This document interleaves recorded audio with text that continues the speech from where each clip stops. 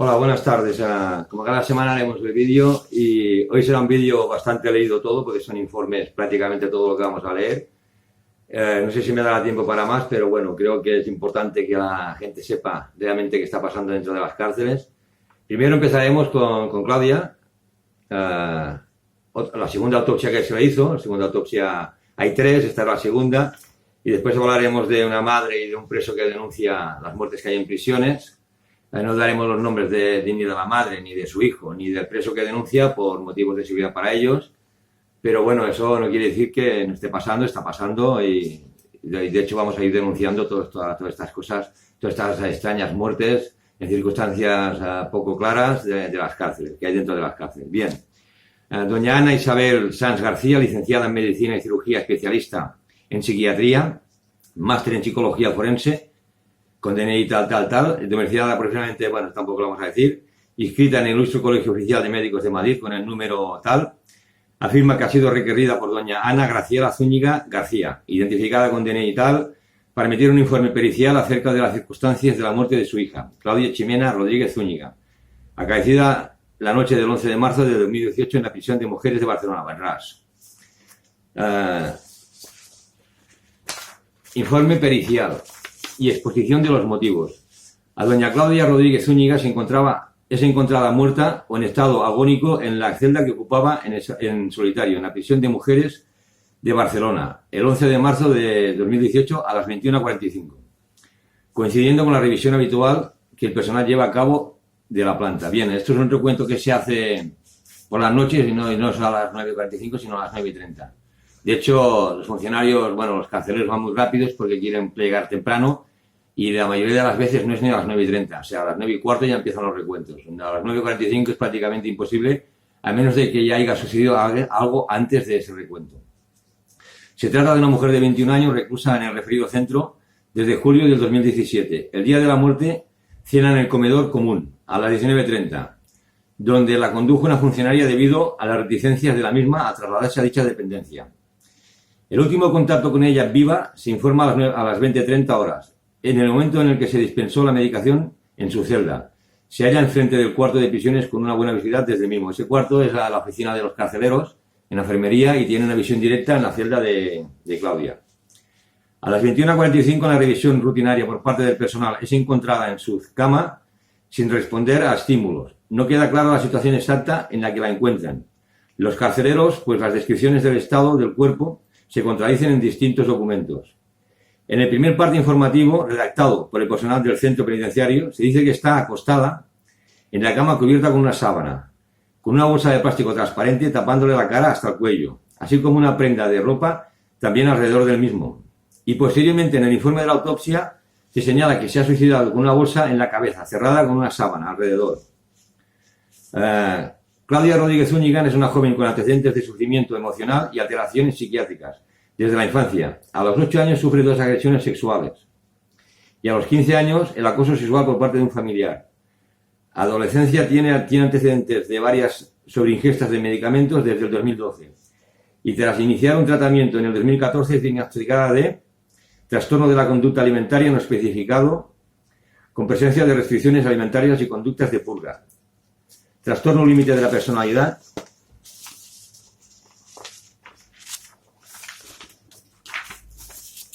trastorno de la lectura y trastorno de la expresión escrita, compatibles con el diagnóstico de dislexia. Posteriormente, en el 2015, se añade al diagnóstico trastorno por déficit de atención e hiperactividad. En la prisión se refieren a alteraciones conductuales y dificultades de adaptación, así como enfrentamiento con personal y reclusas.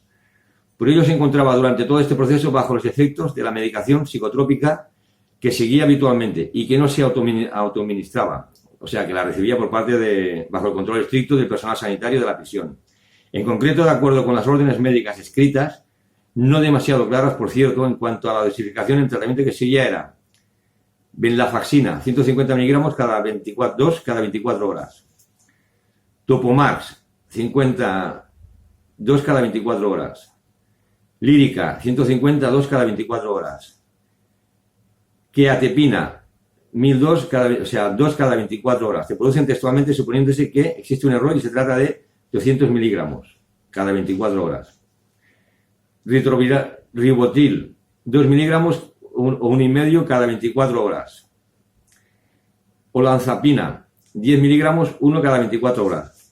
Durante su estancia en el centro penitenciario recibe visitas regulares de su psicoterapéutica que confirma sus dos aspectos. La ausencia de ideación de suicidio en los días próximos, el deceso con existencia de planes de futuro. O sea que Claudia no tenía ninguna intención de suicidarse y tenía planes para su futuro. Un creciente estado de sedación que acaba teniendo interferencias evidentes en su funcionamiento motor, lo que se objetiva, por ejemplo, en la torpeza al pintarse las uñas. O sea, la medicación que era tan fuerte que incluso al pintarse las uñas tenía problemas. Tras el deceso y levantamiento del cuerpo se realiza la autopsia, cuyo informe llama la atención por partir desde el inicio de la afirmación de que es una muerte por suicidio, sin formular ninguna argumentación posterior, fundamentada, que indique cómo se llega a esa conclusión. O sea que los carceleros ya dicen que es suicidio y se quedan con suicidio. O sea, los carceleros, aparte de forenses, son adivinos, en fin, lo tienen todos. Ya digo siempre, son los iluminados, están tocados por la mano de Dios, si es que existe, ¿no? Ser meramente descriptivo, extremadamente parco en detalles, sin la más mínima alusión a la existencia o no de señales en el cuello, o de signos concretos de la anoxia cerebral, a la que se hace referencia como causa de la muerte. No modificar sustancialmente ningún aspecto de su contenido tras la determinación de tóxicos, a pesar de que en la misma ofrece datos muy destacados, pues se detecta un nivel letal en sangre de desmetilvenlaficina, 4,25 miligramos. Este hallazgo implica, salvo error en la determinación, la ingesta de una cantidad notablemente superior a la que tenía pautada, superior según los manuales a 1 gramo, y que se habría manifestado en síntomas evidentes varias horas antes de la muerte. Sedación, alteración importante del nivel de conciencia e incluso convulsiones, observables por cualquier de las personas que la vieron, al menos en el comedor y en el trayecto de la celda. O sea que ella va a cenar normal, vuelve a cenar normal, pero según el informe de forense de instituciones penitenciarias, tenía 4,25 miligramos de una sustancia que es letal. O sea que otra de las cosas que no está muy clara. En síntesis, la autopsia no aclara en absoluto qué importancia tuvo en la muerte la intoxicación por venlafaxina, difícilmente voluntaria. O sea que ni siquiera se la tomó voluntariamente, si en caso de que se la hubiese tomado. Y como alguien en un estado serio compromiso neurológico puede llevar a cabo un acto autolesivo tan complejo como atarse una bolsa alrededor del cuello hasta morir. O sea que, por un lado, estamos hablando de una persona que, según ellos, llevaba una cantidad de medicamentos que ya hacía imposible que andara, es capaz de ponerse una bolsa y atársela. Es otra de las cosas que tampoco están nada claras. Conclusiones forenses según el fallecimiento de doña Claudia Rodríguez Zúñiga. Nos encontramos ante una muerte violenta, en circunstancias poco claras. Eso lo dicen forenses, especialistas. He dado antes el nombre de ellos, igual que el de la semana pasada, que en los dos coinciden, como coincidirá el tercero, en que esa muerte no es una muerte clara, es una muerte en extrañas circunstancias que no han sido declaradas, y que desde la Dirección General, Amat Calderón y el Departamento de Justicia, la directora que había en ese momento, Silvia, que ahora está precisamente con Amat Calderón en la Dirección General, ocultan como mínimo la verdad de la negligencia mínima, mínimo una negligencia clarísima. El día del deceso había estado en contacto directo con el personal, pocas horas antes del fallecimiento, sin que se constatara ningún hecho llamativo. Existen pruebas objetivas de una intoxicación letal por venlafaxina. Los niveles plasmáticos del principal metabolito de este antidepresivo eran 4,25 miligramos litro, superiores a los 4 miligramos litro, que se consideran mortales. Estos datos implican necesariamente que debieron existir manifestaciones clínicas evidentes, sedación, disminución de nivel de conciencia, cuanto menos, evidentes para cualquier observador e incapacitantes para tareas motoras incluso sencillas. O sea que estaba incapacitada incluso para hablar, menos para ponerse una bolsa en el cuello, en la cabeza y atársela. Para terminar, el informe dice: a pesar de todos estos indicios tan contradictorios, la autopsia asume categóricamente como única hipótesis la del suicidio, sin argumentar cómo llega a tal conclusión y haciendo una descripción sumamente parca y poco concluyente de las señales ofrecidas por el examen del cuerpo. Además, no modifica en absoluto las conclusiones al disponer de los resultados toxicológicos llamativos patológicos. O sea que no, después de recibir, ellos dicen que es un suicidio, que está en una bolsa, y cuando reciben los resultados de toxicología, donde ella ha consumido una cantidad de pastillas que ya por sí eran letales, no modifican su argumento. En definitiva, la autopsia fracasa en el intento de precisar qué produjo la muerte de doña Claudia Rodríguez Zúñiga, los fármacos en dosis letal, la bolsa de plástico y cómo pudo la supuesta suicida cometer el acto autolítico, pues si disponía de la cantidad de fármacos suficientes para envenenarse, si no hubiera tenido la capacidad para colocarse, si disponía de los fármacos suficientes para envenenarse, ni hubiera tenido la capacidad para colocarse la bolsa de forma eficaz para asfixiarse. En conclusión, de los datos disponibles acerca de la muerte de la señorita Rodríguez Zúñiga, emanan suficientes dudas como para considerar probada la etiología suicida de su fallecimiento y, por lo tanto, ampliar la investigación al respecto. Este es un resultado deducido por mí de la exploración realizada de los elementos de juicio que me han sido ofrecidos por la redacción de esta pericia. En Madrid, 11 de septiembre de 2019. Firmado por Sanz García Ana Isabel, el día 13 de 9 de 2019, con un certificado emitido por FNMT Usuarios. Bien, con esto estamos diciendo está diciendo, de nuevo, de que la muerte de Claudia no fue una muerte casual, no fue una muerte por suicidio, y ya de entrada tenemos claro que negligencias hubieron un montón, y lo que no podemos entender es porque Amat Calderón, Esther Capella como consejera de Justicia, Isabel como directora de esta cárcel, quieren ocultar la realidad y las pruebas que hay contradictorias contra esa muerte, en las que participó, recordemos, el carcelero Fames, 930, con el número 930, que ya está jubilado, no sabemos por qué se ha jubilado tan pronto, y que ya es la segunda muerte que esta persona encontró en dos cárceles distintas de la misma metodología, ¿no? Una bolsa en la cabeza, con una sábana, suicidio. Bien, seguiremos hablando de Claudia porque hasta que los juzgados tomen en consideración todas estas cosas, seguiremos con ello. Bien, ahora vamos a hablar de otras muertes, ¿no? De otras muertes que también hay en el Estado español y que siguen el mismo patrón, ¿no? O sea, son exactamente igual que la de Claudia, pero en distintas cárceles. No voy a dar el nombre del muerto por respeto a su familia, porque su familia me ha dicho que de momento no lo dé, ya que van a emprender acciones judiciales contra instituciones penitenciarias. Tenía problemas con las drogas. Esto es una carta que me escribe su madre. Tenía problemas con las drogas y acabó en la cárcel. Fue maltratado, humillado, palizas, abandono médico y finalmente asesinado. Y se podía demostrar si la juez admitiera las cámaras y testigos y su grabación, unos días antes de fallecer. Entró en la cárcel con 75 kilos y con un trastorno asociado a su consumo de drogas. Dejó las drogas dentro de la cárcel y era muy tratable, con ganas de estudiar y sacársela eso, que no la tenía. Pero no le dejaban, siempre estaba en aislamiento con medicaciones fuertes como Seroquel, Quiatepina, Lexatil, etcétera. Menuda reinserción. Quiero recordar que el Seroquel es una droga muy fuerte psiquiátrica que está al 100, 200, 300 y 400 y que yo he visto gente tomarla y están en caos. O sea, se quedan dormidos comiéndose un plato de lentejas. Le ponían comida con pelo y fría. Estaba perdiendo masa muscular y en su historia clínica dice que le daban los Ensure, que es un complemento alimenticio falso. Bien, los Ensure, igual que otros, son unos complejos vitamínicos que van en leche, batidos de leche, bueno, hay de sabor a chocolate, bueno, vainilla y me parece que fresa. Eso lo dan en las cárceles cuando una persona está realmente enferma y está perdiendo mucho peso. Como complemento a su dieta le dan Ensure. Bueno, aquí parece ser que no es tan claro eso del Ensure. Yo la verdad es que no lo he probado nunca, pero sí lo he visto. Cuando falleció pesaba 40 kilos, o sea, con una estatura de 1,84 m y cuando entró pesaba cerca de 80. O sea, había perdido la mitad del peso. Me fue imposible hacer que lo llevaran al hospital. Luego pensé por qué lo hacían, porque era denunciable. En el estado que estaba, palabra estrella de la cárcel, no hay coche. La excusa para no llevarlo al hospital era que la Guardia Civil, para llevarlo al hospital, decía que no tenía coche. Y yo me pregunto, ¿dónde está la petición para sacarlo al hospital? Y la denegación de la Guardia Civil, todo mentira. No le daban el tercer grado porque decía que tenía mala conducta, cuando eso era otra falsa.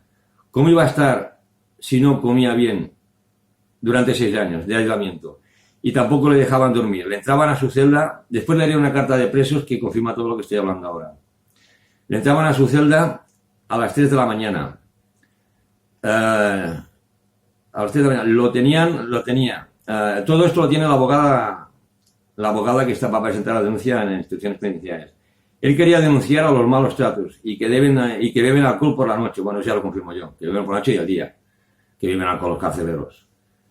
y que no le dejaban dormir. Un día me llamó un preso que también está fallecido. Este preso que está fallecido fue el que tenía metástasis y a los pocos días de salir de la cárcel murió fuera. O sea, lo tuvieron hasta el último momento, pero para que no engrosara las listas de muertes en las cárceles, le dieron la libertad pocos días antes, cuando se dieron cuenta de que tenía metástasis. Un día que también falleció y que le habían pinchado y que se cayó al suelo, se le había torcido la boca y paralizado el cuerpo. Vino al médico porque los presos empezaron a dar bulla para que viniera. Supongo que le dieron un contrarrestante. Me fui a verle por el cristal y me enseñó un trombo en la rodilla, tenía dificultad para hablar y le había dado un ictus. Según me dijo el médico, le pincharon varias veces en un peso de 40 kilos. Hice un escrito al juez de vigilancia penitenciaria, que lo tiene también la abogada. Por favor, suplico saquen a mi hijo. Eso es lo que decía la madre al juzgado y que lo tiene la abogada. Saquen a mi hijo al hospital. No lo sacaron. Ellos decían que era síntomas de extrapiramidal. SI. Quizás también lo tendría. Pero el trombo que tenía en la rodilla a la semana falleció. Hablé con los presos. Los presos decían que lo oyeron cerrar su celda, que lo oyeron cerrar su celda a las 20 horas. Según la autopsia, falleció a las 10 de la noche. ¿Qué le hicieron los carceleros? Otro pinchazo para acabar con él. O sea, a las 8 de la tarde oyeron su celda abrirse y a las 10 estaba muerto. Porque hay contradicciones. La cárcel dice que se hizo un corte en el brazo izquierdo. Cuando le hicieron el levantamiento del cuerpo, pone que tiene cortes en el brazo derecho. A las 12 de la mañana le vio una amiga y no tenía ninguna venda. Según la autopsia, en el brazo derecho tiene erosiones circulares, que perfectamente pueden ser de pinchazos. Pinchazos que le han dado los médicos, evidentemente, los médicos y los carceleros. Los funcionarios decían que le habían dado una sobredosis, día después de fallecer. ¡Qué listos! Cuando ellos se lo han pinchado. Y la juez no quiso admitir nada. El caso está por vía administrativa en la audiencia de Madrid. Se reían de él porque decían que no padecía hepatitis C, que no necesitaba tratamiento, e incluso le dieron un informe donde está indetectable la enfermedad. Le dije que me lo mandaran por correo. A la semana de fallecer, se me ocurrió ir al hospital donde llevan los presos, pedí el historial de mi hijo, en atención al paciente, y mi sorpresa fue que había dos informes diferentes. Uno que dice que tiene la enfermedad y otro que está indetectable. Informes falsos, uno de los dos. O sea, igual que con Claudia, se hacen informes de dos informes, 3 informes, y lían la perdiz para que no se sepa nada.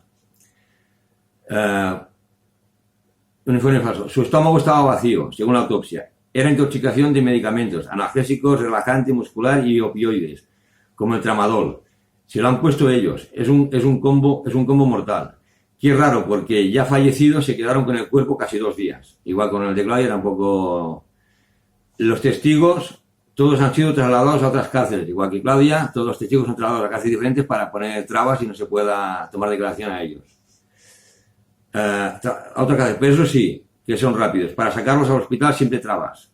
A los presos que les pinchan lagartil para dejarlos inmóviles deberían comunicárselo a las familias para denunciarlo. A veces no es compatible con su medicación habitual.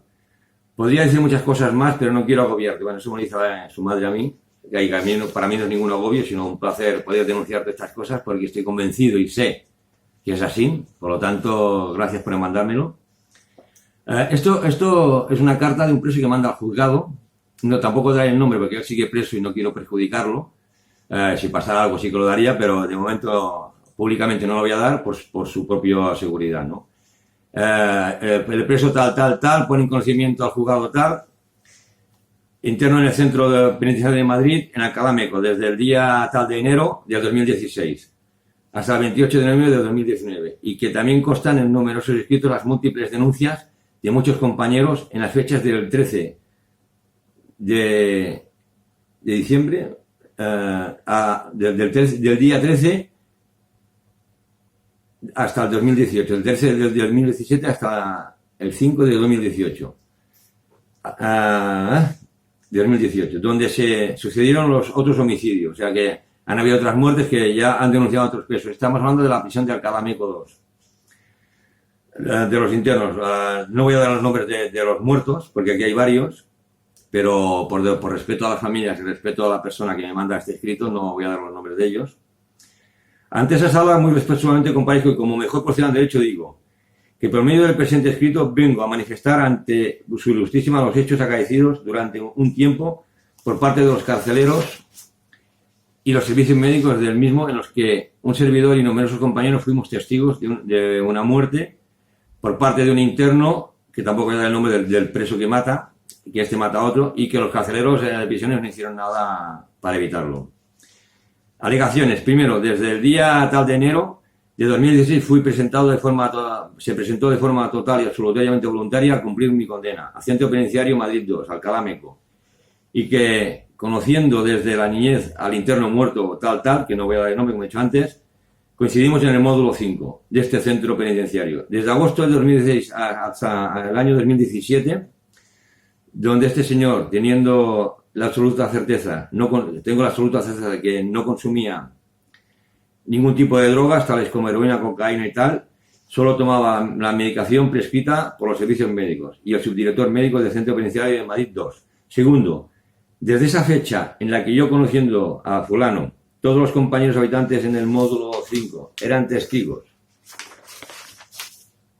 presenciales hasta que podamos ver que desde hace ya más tiempo este interno venía sufriendo un grandísimo trato inhumano y degradante, de maltrato físico, psíquico, por parte de los carceleros que lo custodiaban, y el personal médico de este centro penitenciario.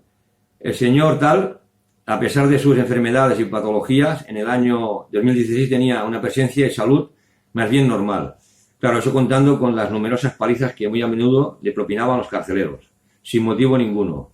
No daba motivos y nosotros, compañeros, nos quedábamos muy sorprendidos de lo que estaba sucediendo, tanto con ese interno como con otros muchos. Hay que tener muy en cuenta, que durante ese periodo de tiempo, del 16 al 18 y 19, hubo numerosas muertes en este centro penitenciario de Madrid 2, en muy extrañas circunstancias, y contando con la medicación que se les daba. Por la partida de la medicación de los propios presos, es que no surge la raya aquí.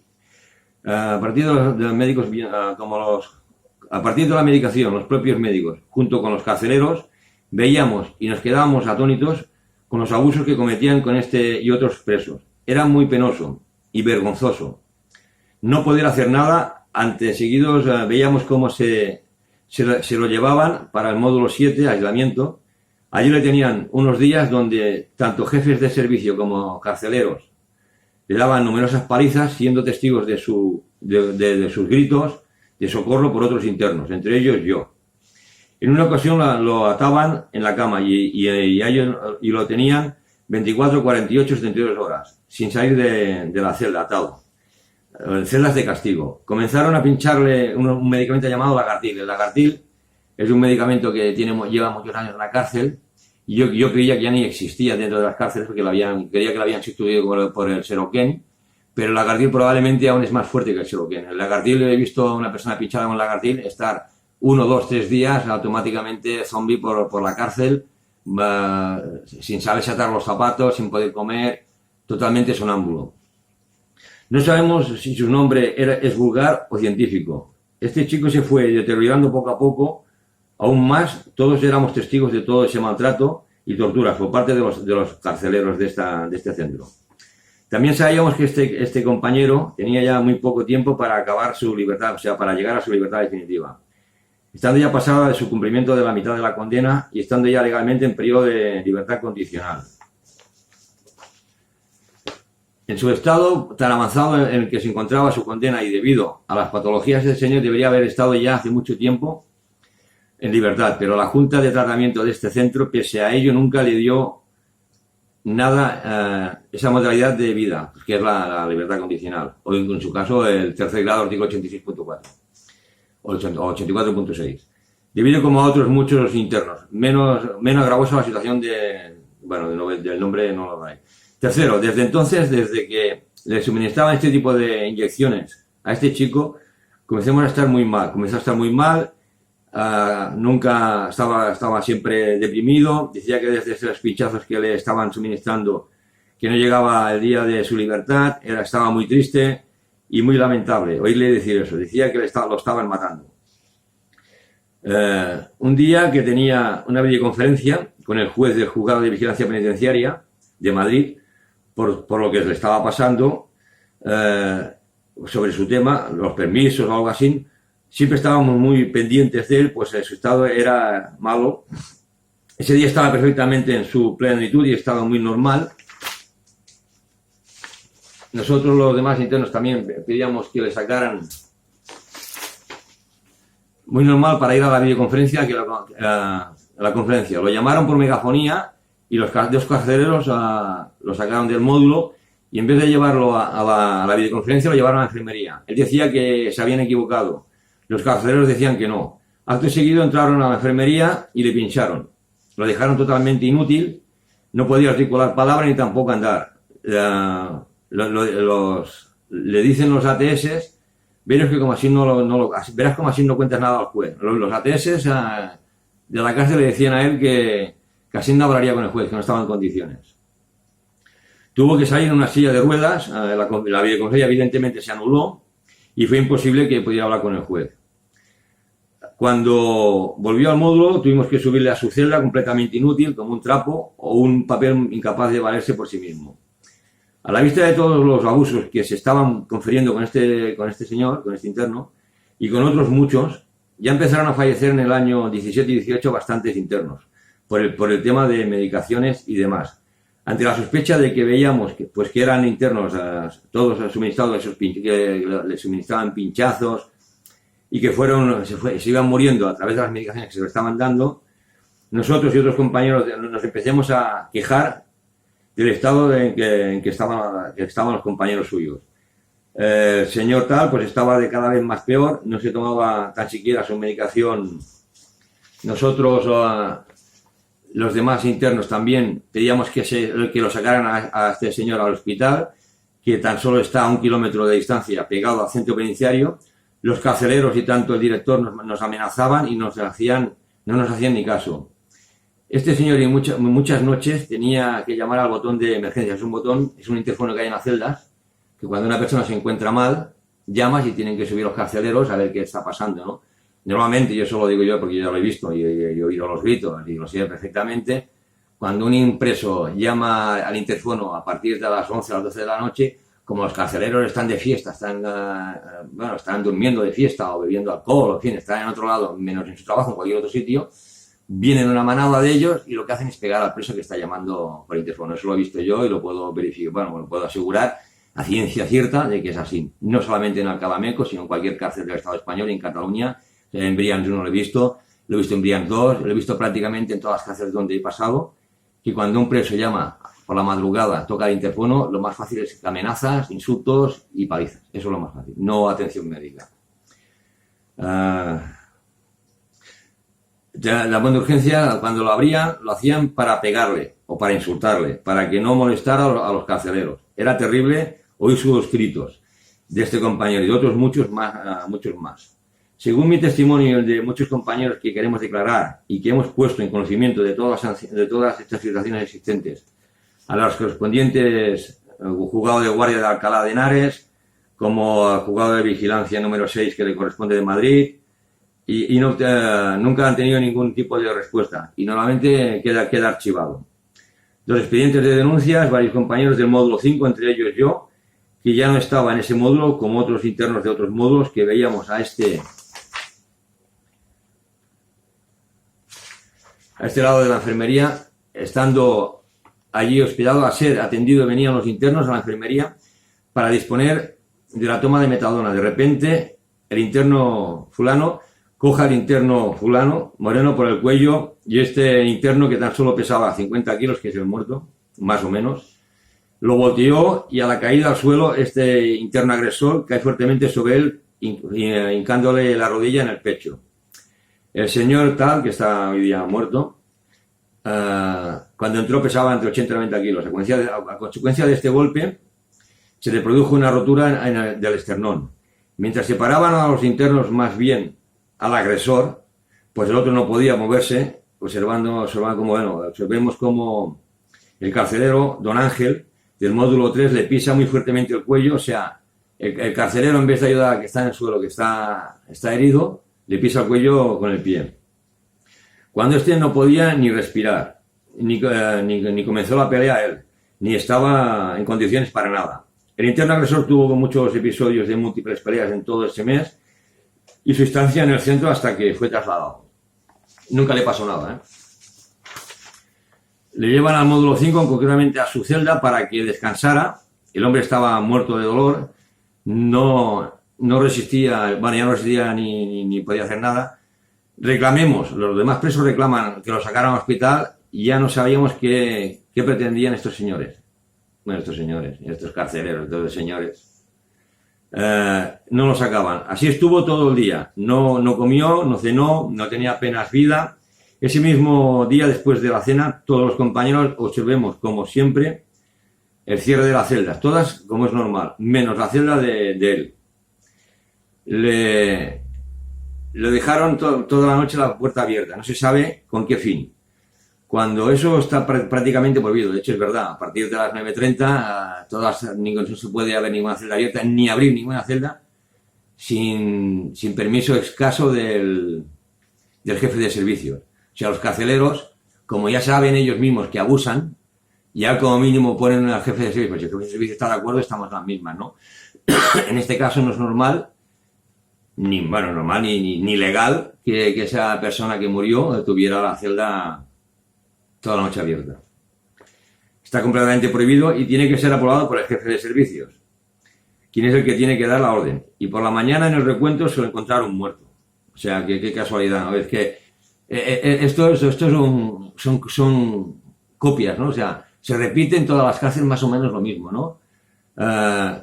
Se abre una celda sin orden, sin ningún tipo de orden, cuando es ilegal. Al día siguiente en los recuentos se los encuentran muertos. En el caso de Claudia, también antes de un recuento, se la encuentran muerta cuando ella debería estar acompañada. Las celdas estaban frente de los carceleros.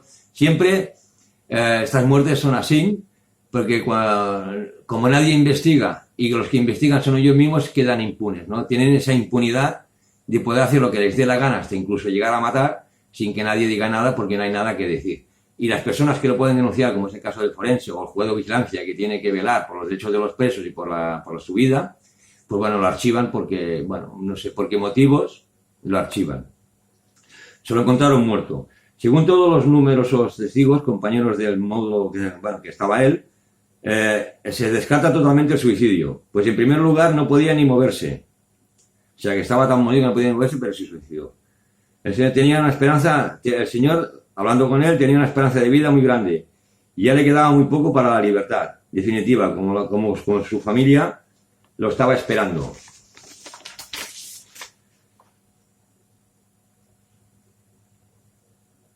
Allí lo estaba la enfermedad con una enfermedad con 40 kilos de peso. No entiendo muy bien porque está escrito a boli y no entiendo muy bien la letra de peso.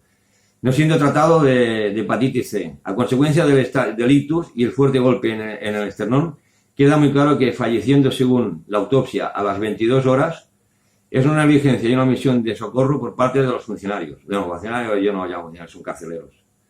Y los servicios médicos de este centro. En primer lugar, este señor no se le sacó al hospital, ni tampoco estuvo sometido a ningún control médico de observación. Tan solo varios días después, al tercer día le avisa a su familia y le entregan, o sea, cuando él muere, como en el caso de Claudia, le entregan el cuerpo a la familia a los 3 días. O sea, instituciones penitenciarias tiene 3 días prácticamente para hacer lo que le dé la gana. No se entiende el por qué, cuando la ley dice que cuando hay una cosa de estas características, y más si es una muerte, se tiene que avisar inmediatamente a la familia, se tiene que poner en contacto a la familia con ellos y la familia poder proceder a lo que ellos quieran conveniente. Aquí en este caso tampoco, como el de Claudia, como el de todas las muertes que vayamos hablando, nos encontraremos con el mismo resultado, ¿no? De que las puertas quedan abiertas, no se sabe por qué, que se encuentra una persona muerta, no se sabe por qué, que la autopsia dice que es de drogas, y si os fijáis, ninguna autopsia, incluso en eso, tienen problemas porque ninguna autopsia es por heroína ni cocaína, sino por medicación que se suministra en la propia cárcel. El mismo día, todos los internos de los módulos 1, 2, 3, 4, 5 y 6 de la zona de preventivos, como los de la zona de cumplimiento, los módulos 8, 9, 10, 11 y 12, realicemos numerosos escritos dirigidos con instancias por el sistema de la cárcel dirigidos a todos. Al juzgado de guardia correspondiente de Alcalá de Henares. O sea, varios presos escribieron al juzgado de guardia que le toca a esta prisión, que es la de Alcalá de Henares, y bueno, quedó archivado. Quedó archivado, no se sabe por qué. Denunciando las irregularidades producidas por los carceleros de este centro y por el servicio médico del mismo. No solo en el episodio de este señor, sino de las numerosas muertes que se venían ocurriendo en el centro. Nos ofrecimos todos a prestar declaración de lo ocurrido en esa agresión. Declarar como el carcelero tal al agresor que le pegó al muerto. Al juez, en vez de quitarle al agresor de encima, le pisaba el cuello. O sea, todo esto lo declararon al juzgado de guardia, de cómo el agresor pega al que se murió, de cómo que el carcelero, en vez de ayudar al que está en el suelo, se lleva al agresor y al del suelo, que es en este caso que murió, según ellos, de sobredosis, le ponen el pie en el cuello.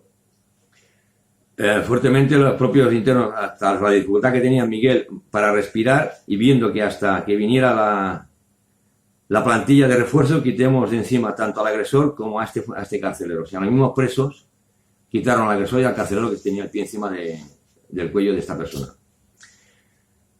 Y que le pisaba fuertemente el cuello.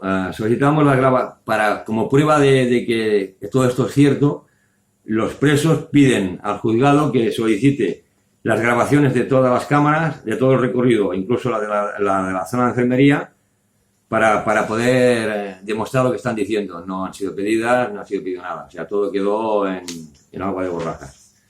Bien, quería alargarlo más, pero se me está echando el tiempo encima. Solamente diré que muertes por sobredosis, fármacos que dan los médicos, en la cárcel de Zaballa, en el País Vasco, en poco tiempo han habido 10 muertos por sobredosis, que dicen ellos que han sido por sobredosis de medicamentos suministrados por los propios médicos. O sea, estamos hablando de que hay un índice de mortalidad grandioso y que nadie está diciendo nada nadie, ni en los juzgados de vigilancia, ni en los juzgados de guardia, ni nadie está moviéndose para parar estas muertes, ¿no?, que hay en las cárceles catalanas y del Estado español. Nosotros seguiremos denunciando cada semana estas muertes hasta que se empiecen a tomar cartas del asunto a nivel político, tanto el Ejecutivo como el Legislativo, y hasta que se empiecen a tomar responsabilidades de estas muertes a los carceleros que han participado en ellas. También, ya para terminar, tengo que decir que no ha salido nadie del sorteo que se ha hecho hoy del crowdfunding, y que lo aplazamos para el día 6 de enero, que es la Lotería de Parte de Reyes. Si sale ahí alguien premiado, pues tendrán la comida que dijimos en Calella, en un restaurante vasco, un menú vasco para 2 personas. Y agradecemos a las personas que están participando en el crowdfunding y animamos a que lo sigan haciendo a través del Grillo o a través de crowdfunding, que es algo que nos hace falta. Vale, muchas gracias y buena tarde.